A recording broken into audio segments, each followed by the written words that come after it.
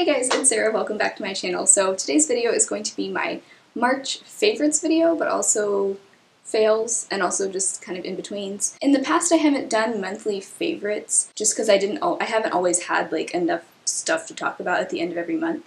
But I think I'm gonna at least start doing this every month for now just to kind of see how it goes. A lot of these products are things that were in my everyday makeup drawer for this month, and that video was at the beginning of March. And I just kind of wanted to take this as an opportunity to kind of wrap up my thoughts on those products since I have been using them for the whole month. And I know a lot of you guys were curious about some of those new products. So let's go ahead and get started. The first couple products that were in my everyday makeup drawer were two new Complexion products. The first one was the Urban Decay Naked Skin Weightless Ultra Definition Liquid Makeup. I got it in the shade 2.0. You guys I've been talking about this a lot this month, but I do really like it. It has like a good amount of just medium coverage. I don't ever really need like full coverage, but I like the amount of coverage it gives. The finish is very velvety, which I like. I do think it can look a little bit powdery, especially if you have dry skin. My skin right now is kind of on the normal to dry side, so I'm wanting to get like a nice hydrating primer to go underneath this. I think that would be the perfect combination.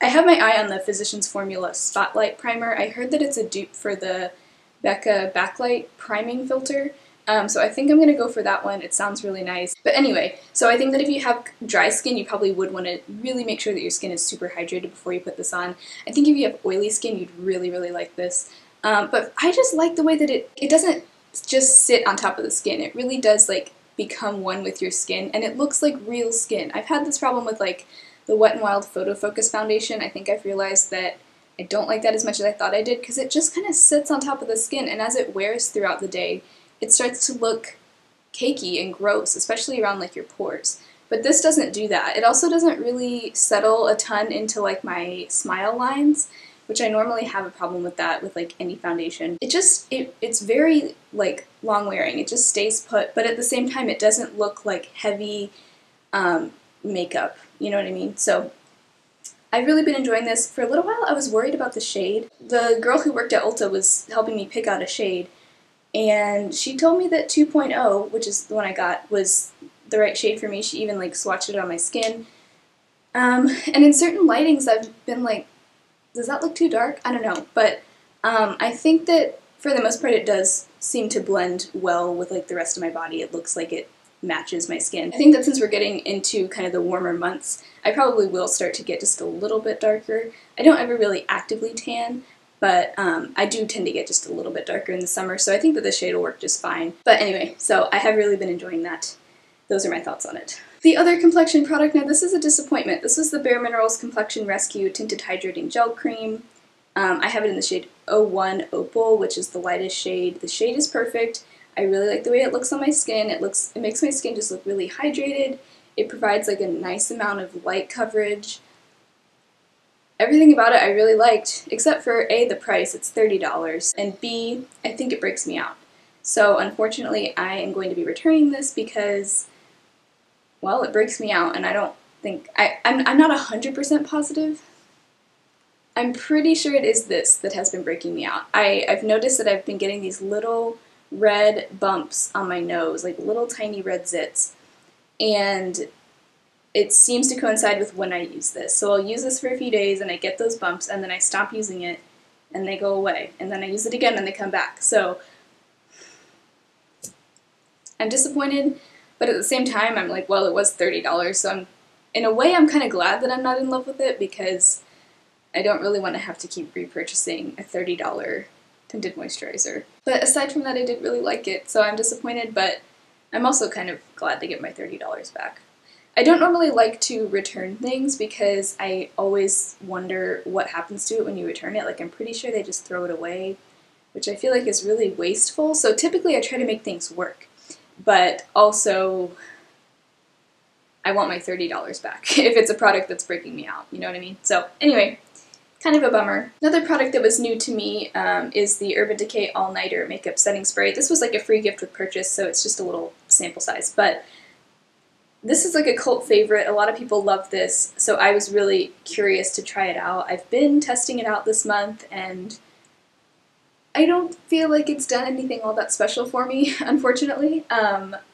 Maybe I'm just not the type of person who really needs a long-lasting setting spray. Maybe I'm more kind of on the market for like a luminous setting spray or a dewy setting spray, so maybe this just isn't for me, but I haven't really noticed it helping with the wear time. I think I even tried it like just on one side of my face to see if it made a difference, and it didn't. So yeah, that's kind of where I stand on this right now. I don't see myself purchasing the full size once I run out of this. I'm glad I got the chance to try it though, but maybe I'm just not the right person for this type of a product, but I know a lot of people love it, so maybe it's just me. So one that I've really been loving is the Ulta Beauty Juice Infused Lip Oil in the coconut flavor. I wasn't really expecting to care about this or really feel that strongly about it, but I really like this.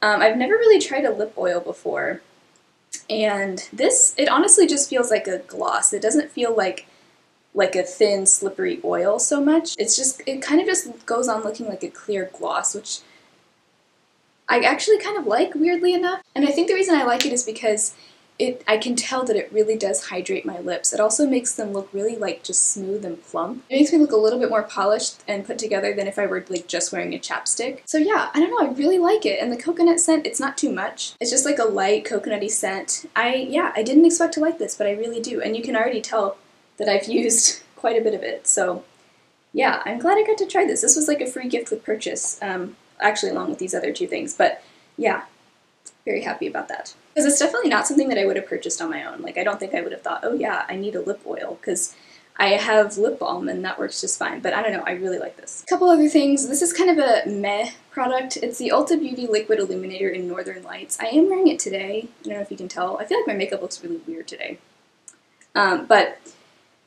So it's a liquid highlight, and I was asking you guys in my most recent Get Ready With Me how you use liquid highlight, because I am not much of a cream product person, but I'm willing to try them. I just wasn't sure, because I like to powder my face, you know, not with like a ton of powder, but I like to put powder on my face so that like my blush and my bronzer will blend into it easily, you know what I mean? And I always use like powder blush and powder bronzer, so I was like, well, how should I use this? Because I can't really put it on top of a powder because it will kind of lift up what's underneath. And so some of you guys said that you can just put it on after foundation and concealer, and I guess before powder. And some of you guys said that you can mix it in with foundation. Some of you guys also said that you can put it underneath foundation if it's like a lighter coverage foundation. So I've tried it a bunch of different ways, and I'm still working with it. I'm kind of like, I'm not really sure if I'm just, I don't know, maybe I'm just not a liquid highlighter type of gal, but I don't know, I want to make it work. I'm still trying.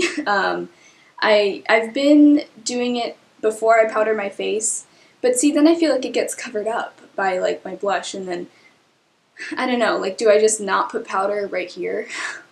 I don't know, I'm just confused, but anyway. So yeah, that's kind of where I stand on that. I like it, kind of, but I also don't know if it's for me. And then another product that was in my everyday makeup drawer that was new to my collection is the Ulta Beauty Nude Lipstick in Pink Chocolate. This is just a beautiful nude lipstick, right up my alley. The shade is gorgeous. It's a classic cream lipstick. It's not going to stay on all day. You're going to have to reapply it, of course. I love the packaging too. It's just this pretty gold packaging. I mean, it doesn't matter, but I like it. The thing I don't like is the smell. It smells like a very old crayon. Like, I don't know, I wish they would have done something about that, because aside from the smell, I do really like it. But once you get it on your lips, you're not really smelling that. Like, I think the smell kind of dissipates, but at first I was like, yeah, I don't know. The smell is like the one thing I don't like, but I love the color. I mean, that's gorgeous. It's just a regular old lipstick. I mean, there's nothing that special about the formula. I just like the color. I've been enjoying wearing this. If you're a nude lipstick kind of person, then I think you'd really like it. And then the last kind of dud product is not a makeup product. It's a deodorant. And it's the Schmidt's Jasmine Tea Sensitive Skin Formula Natural Deodorant. I have tried so many of the Schmidt's deodorants. A lot of them have worked for me, but this is the first sensitive skin version that I've tried, and I guess maybe just the sensitive skin formula doesn't work as well for me. I don't have sensitive skin, like I can use the regular formula, but I wanted to try this scent because I don't think they have it in the regular version. it smells amazing, but this just doesn't work. Like, by the end of the day, I stink. And that wasn't the case with some of their other scents that were not sensitive. Like, I really liked the Holiday Spice one, but that was limited edition, so I really liked that one. That one worked. Like, I put it on in the morning, and then I don't stink, like, all day long. Like, even in, like, after I go to the gym, I don't even have to reapply it. Like, it works all day long. But that's just not the case for this one. Like, this one, by, like, midday, I'm just noticing, like, a little bit of BO start to pop up, and then by the time I get done at the gym, it's like, yeah, like, it doesn't even smell like I have any deodorant on. So that's really disappointing. I'm kind of at a point with Schmidt's where, like, I'm kind of frustrated because even the ones that have worked for me in terms of, like, odor control, like, I've just had so many problems. Like, they've stained my clothes. I've had some that were just so soft and goopy that they just got everywhere, and, like, I couldn't control how much I put on, and, like, I don't know, I just want to go back to, like, the certain dry deodorant that I was using, but that's not a natural deodorant. It is cruelty-free, but it's not natural. And I'm just so frustrated with Schmidt's because, like, it's just been so hit or miss for me. But anyway, the Jasmine Tea Sensitive Skin Formula has not been working for me, and I just wanted to point that out because, I don't know, maybe the Sensitive Skin Formula just isn't as good as the regular formula.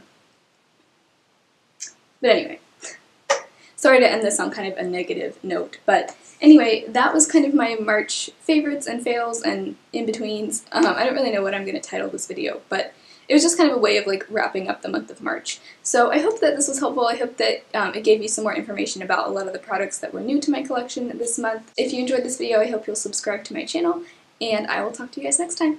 Bye.